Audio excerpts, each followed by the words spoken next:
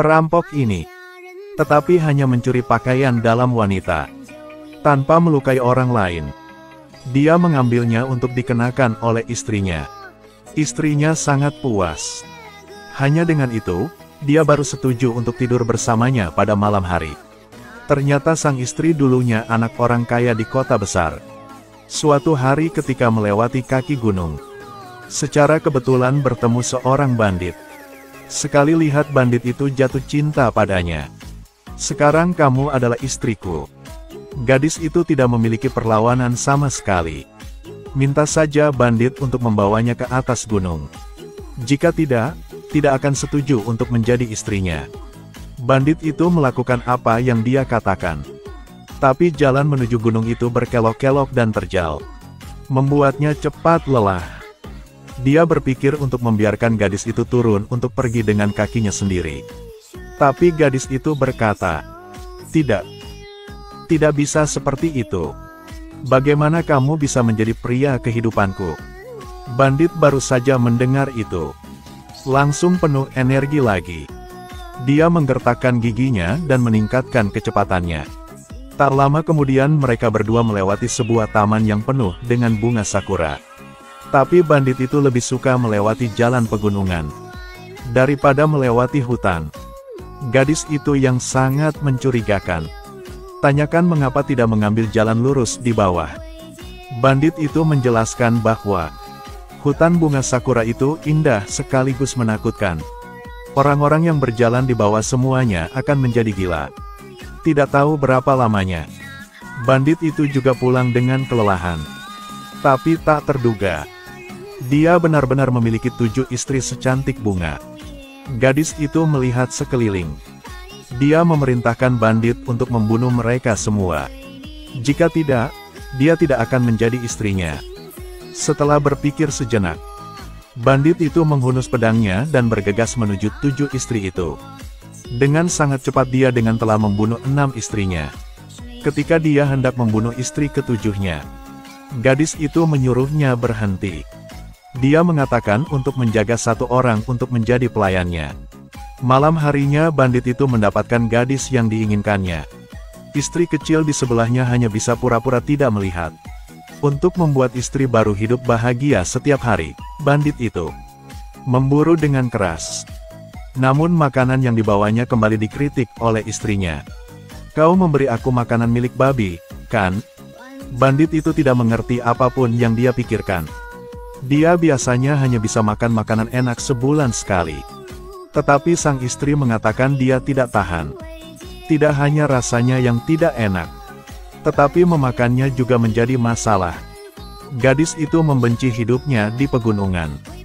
Bahkan tidak ada 1 set pakaian dalam yang layak. Bandit itu segera mendapatkan ide. Jadi dia akan mencuri pakaian dalam wanita, membawa pulang untuk istrinya. Sang istri memang menjadi sangat bahagia. Sayangnya saat-saat indah tidak bertahan lama. Segera dia berkata bandit itu pergi menebang pohon untuk membuatkannya kursi geladak. Dia setiap hari hidup seperti seorang ratu. Istri kecil selalu mengikuti untuk melayaninya. Tapi masih belum memuaskan dia. Sepanjang hari berpikir untuk kembali ke Kyoto. Bandit itu tidak punya pilihan selain setuju dengannya. Jadi musim semi berikutnya, 3 orang pergi ke Kyoto bersama. Tapi bandit sejak kecil tinggal di pegunungan. Jelas tidak cocok untuk hidup di pegunungan. Dia melihat penjual lobak di pinggir jalan sedang berteriak undang tanpa henti. Membuatnya berpikir lobak terbuat dari emas. Dia baru hendak mengambil lobak dan melihat dengan hati-hati. Tapi tidak menyangka akan ditertawakan oleh penjualnya tanpa ampun. Dia sangat kurang pemahaman, bahkan lobak pun belum pernah terlihat. Memang pintar. Bandit itu marah dan segera pergi. Dia pergi ke pub untuk minum. Tetapi ketika dia pergi, dia tidak tahu berapa banyak yang harus dibayar. Jadi dia meninggalkan dompetnya di sana. Membuat para tamu di sana tertawa terbahak-bahak. Dia bertemu dengan kereta mewah di jalan. Dia mendengar bahwa di dalam ada seorang putri cantik. Dia ingin membuka tirai untuk melihat, tetapi dihentikan oleh orang-orang di sekitar. Bagaimana seorang bandit bisa menahan amarah ini? Di malam hari dia menyelinap ke rumah sang putri. Tapi tak disangka, sang putri sedang bersama seorang pria. Dalam kemarahan dia membunuh mereka berdua. Dia membawa pulang kepalanya. Namun tak disangka sang istri sangat tertarik. Karena keduanya adalah bangsawan di Kyoto. Juga musuhnya sebelumnya. Sejak itu, istri seperti setan. Setiap hari, dia memerintahkan bandit untuk membawa kepadanya. Lambat laun kepala manusia memenuhi lantai. Istri memakannya setiap hari dengan kepala-kepala. Bandit itu juga membunuh sampai kehilangan perasaan. Dia mulai mengingat kehidupan di pegunungan. Setiap hari di kota kelelahan fisik dan mental. Tidak hanya itu, pulang dan melihat istri gila. Dia mulai tidak mau pulang lagi. Dia suka pergi ke tempat yang tenang untuk menyaksikan matahari terbenam. Hidup seperti ini. Kapan akan berakhir? Hari ini istrinya memintanya untuk mengambil kepala 5-6 penari. Dia akan mengadakan pesta dansa di rumah. Dia pikir dia akan menolak. Tapi istrinya bilang, "Ternyata, kamu pengecut." Bandit itu hanya bisa keluar dengan tubuhnya yang kelelahan. Tapi dia tidak membunuh orang. Tapi pergi ke gerbang kota untuk tidur selama 1 malam. Ketika dia bangun keesokan harinya, dia lapar. Dia awalnya akan meminta makanan kepada orang-orang di sekitarnya. Tapi tak disangka pengemis itu juga menertawakannya. Apa ini? Mengemis dari pengemis. Dia menjadi gila di jalan. Mencuri 2 jeruk dan kabur.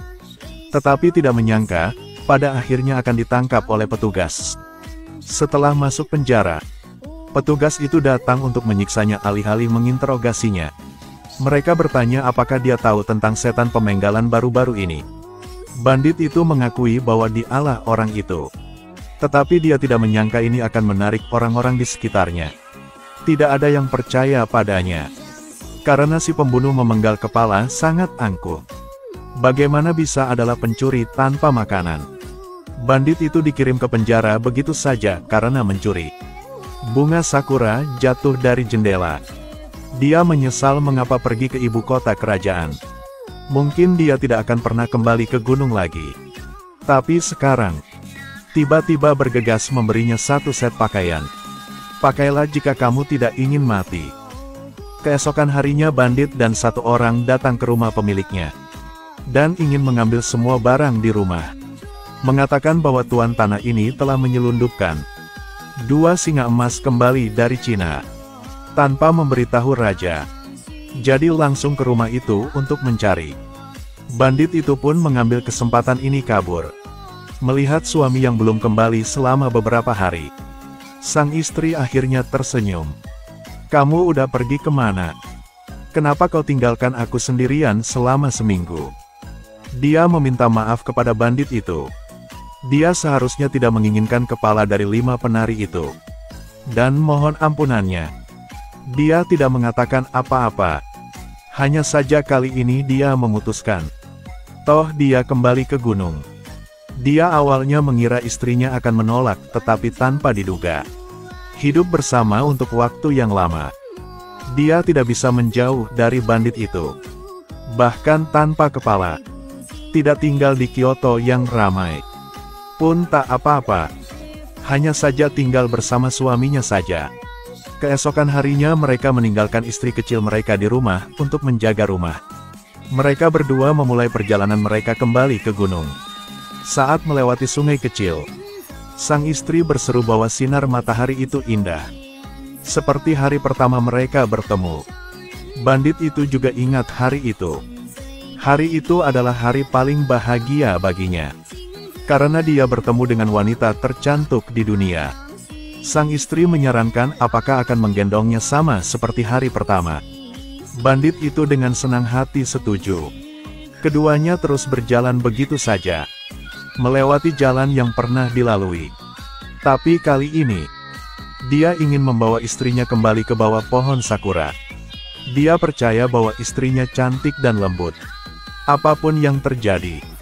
Bahkan jika dia gila, dia tidak takut. Tapi tak terduga. Hanya setengah jalan ke dalam hutan. Istri di punggungnya mencengkeram lehernya.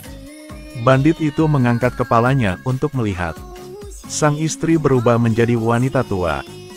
Bandit itu menjatuhkannya dan mencengkeram leher wanita tua itu. Saatnya untuk mendapatkan kembali kesadaran. Dia menemukan istrinya tewas di tangannya. Dia berlutut di samping istrinya dan menangis dengan sedihnya.